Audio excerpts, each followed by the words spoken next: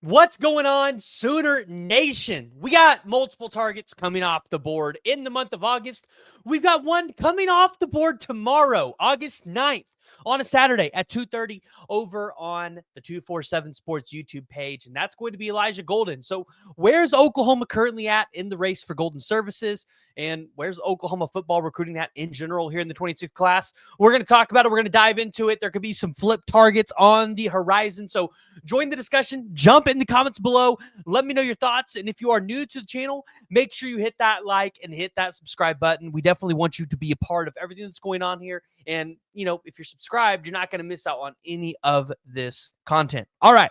So, OU football is in the mix for Elijah Golden. And if you guys aren't familiar with him, he's the 4-star interior defensive lineman, the number 162nd ranked player in the entire country, coming in at 6'4", 275 out of Sarasota, Florida.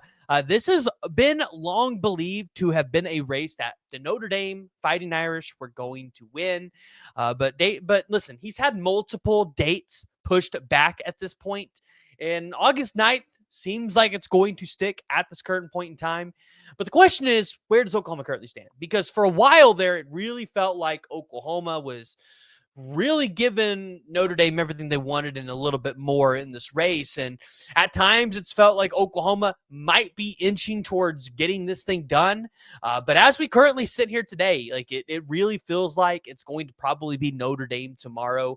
When you take a look at some of the intel, it's been kind of quiet over the past couple of days. You haven't heard of any significant movement between Oklahoma and Elijah Golden, which is why at this point I would probably lean a little bit more that direction with him to go Notre Dame.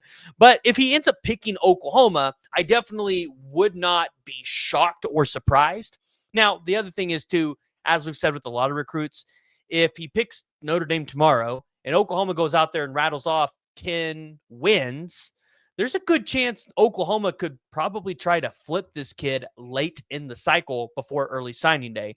So that's just something that you might want to keep in the back of your mind. It's probably not over, just like it's probably not over for a lot of other recruits. This is definitely a cycle where I think you felt like it needed to be a pretty heavy defensive line class for you, especially after you only took Trenton Wilson last cycle. But the Oklahoma Sooners, I think they're going to be fine, and I don't think they win it tomorrow, but I do think they continue pushing after tomorrow for Elijah Golden Services. Now, of course, the other guy that everybody's really honed in on and paying attention to is Jake Cruel. He's going to be announcing on August 12th. And remember, he was kind of telling a lot of national insiders that he was going to be making his decision probably sometime in August. And it really felt like he wanted to kind of see how the season played out for Oklahoma and Texas. But then out of nowhere, it felt like Jake Cruel's announcement timeline got moved up. And it feels like a lot of people are going to be picking the Texas Longhorns, and rightfully so. I mean, Texas does have a bigger need at defensive end than Oklahoma does, but that doesn't mean Oklahoma doesn't want Jake Cruel. They really want Jake Cruel. They were obviously one of the first schools on Jake Cruel.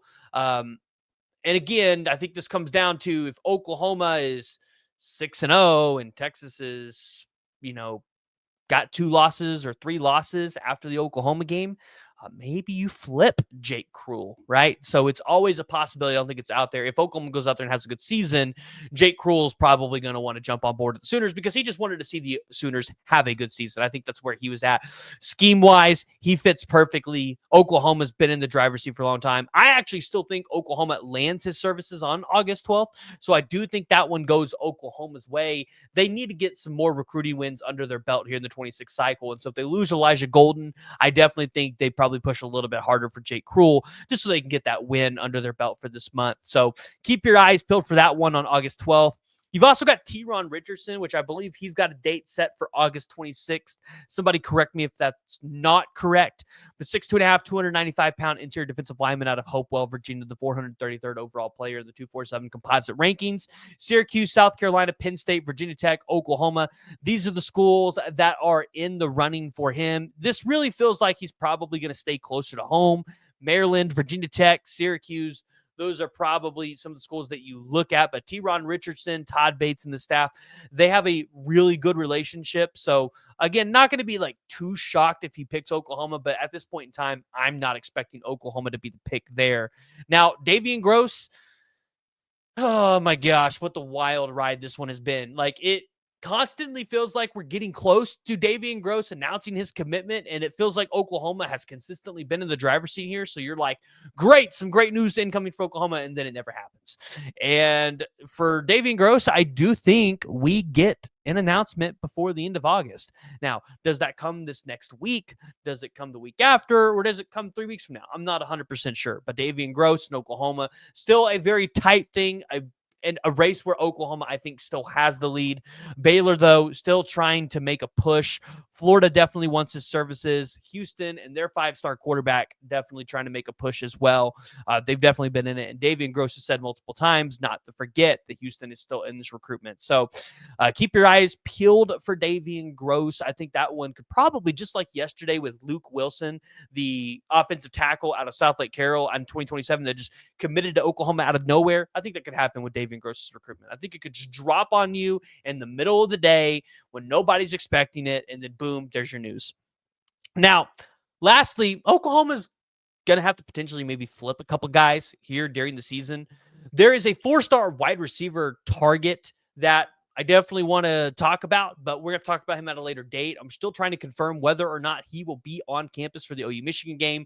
Heard a lot of rumors, had a couple people tell me that they think he will be as well. So trying to get a confirmation of that. Once we do, we'll kind of dive into that one a little bit more.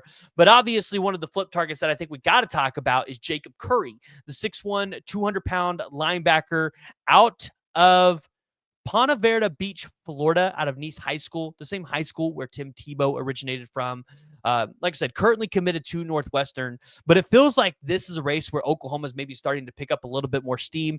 In 2024, he was an all-county defensive player of the year. He helped Nice go undefeated in the regular season and finished the year with 101 tackles, 12 tackles for loss, 11 QB hurries, 8 sacks, 7 pass breakups, 2 forced fumbles, and a fumble recovery.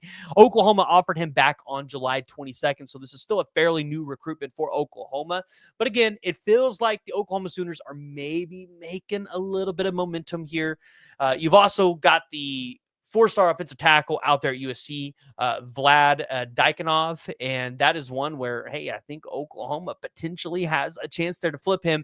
It sounds like he's going to maybe be on campus at some point or another. I know some USC fans will try to tell you that Lincoln Riley has a no-visit policy, which is absolutely hilarious because Lincoln Riley is notorious for having a bunch of decommitments, and it's not because USC pushes them out. So, yeah, that was a real thing that was kind of said to me in the comments multiple times by multiple USC fans. So, no, he's going to have Lincoln Riley's going to have guys that are visiting during the regular season. He will let them stay committed. He will take their commitments all day long. They're not going to push them out of the class. I don't know why USC fans have that belief, but I believe Oklahoma could definitely get involved with Vlad and maybe a couple other targets out there at USC. So I want to hear from y'all. Join the discussion. Jump in the comments below. Let me know what your thoughts are. That's your quick rundown of recruiting updates. I'm going to be on vacation, so we're going to try to get some interviews out and a couple other things throughout this week.